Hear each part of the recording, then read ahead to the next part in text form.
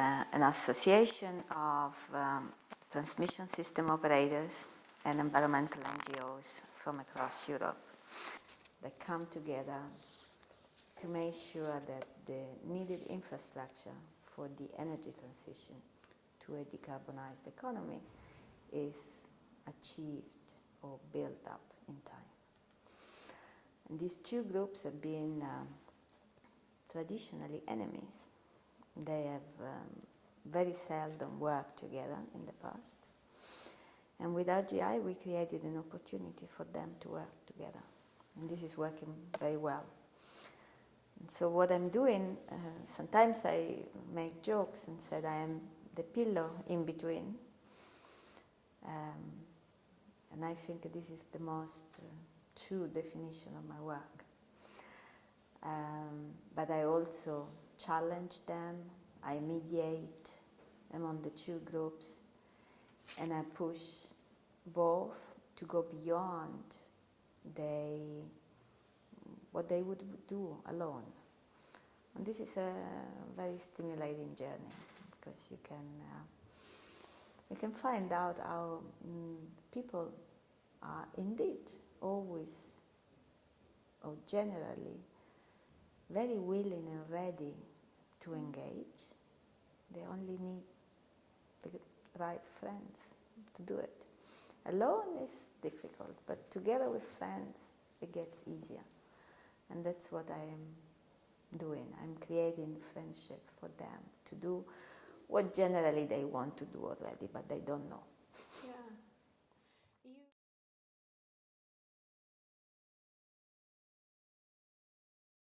Environmental groups have generally opposed infrastructure. And companies have always looked at environmental groups as someone who is making their life much more difficult, that they do not understand how the world is going. And so I think enemy is more or less the right word. And turning this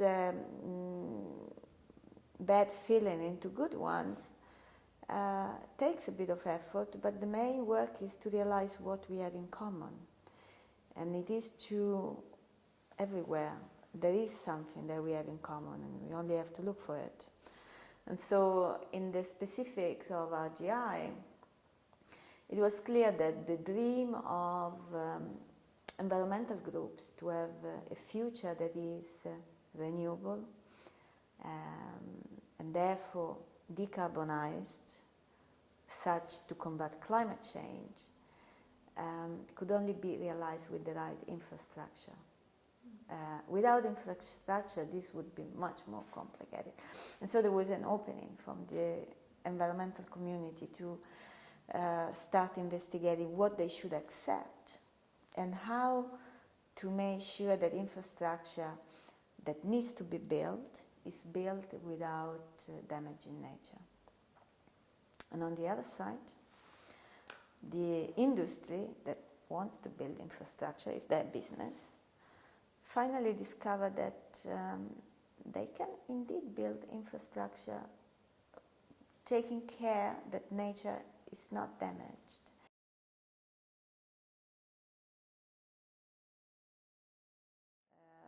Be diligent in working out a plan on what are the next steps. It's not enough to say, oh, we're all human and we all love trees flowering in spring. Fair enough, but this doesn't bring anything, because we need to know, so what happens tomorrow morning? What is it that we have to do? And this is what is often missing. If you want to engage with industry, you need to have a plan which is implementable and it is economically viable. And if you want to deal with policy, you also want to have an approach which is feasible. If you only have opposition, you have no goal, no chance. And if you are an environmental group, you also need to have an implementable plan, because if you lose the support of your members, that's it.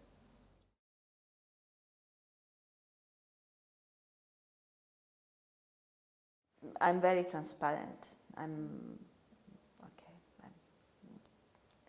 They know the way I work, and I always try to find a compromise.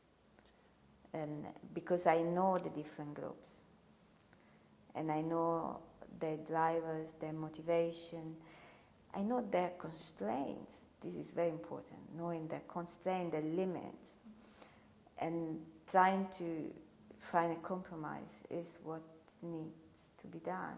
And, a compromise has to be. Everyone is contributing to a compromise, so everyone has to give something away and take something. And this is like a learning journey for all those that are involved. My experience is this generally possible to find an agreement, or even to agree not to agree, which is also a kind of agreement. Actually, it's an important agreement. Because this implies that the two groups, or even more than two groups, have respect for each other. When you have respect for each other, you can find solutions. If you don't have respect for each other, that's bad.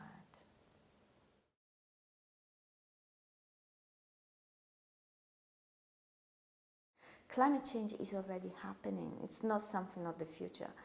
People are dying because of climate change today already.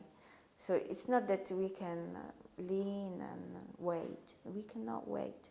We need to act now. So I think that the urgency is there. I'm optimistic because I see that technologies are available. They are there. We can deploy them. They are being deployed. There is a momentum.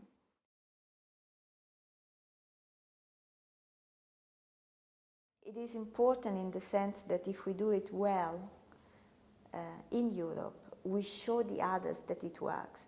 Today there are still most of the people, most of the energy people, energy ministries, energy consultants, that they think that you cannot integrate more than 10-12% renewables and then the system will collapse. This is not true. We are doing it in Europe. Germany, in some days and weeks, has almost 100% renewables in the system. The same is true for Italy, for Spain. And this is growing. And we don't have blackouts. This is important. We understand, we learn day by day to manage a system with renewables. This learning, this technical expertise is extremely relevant for other world regions because they can follow this learning. They don't have to do all the mistakes we have done in the past 2 decades. They can simply leapfrog, and this will be good for climate change.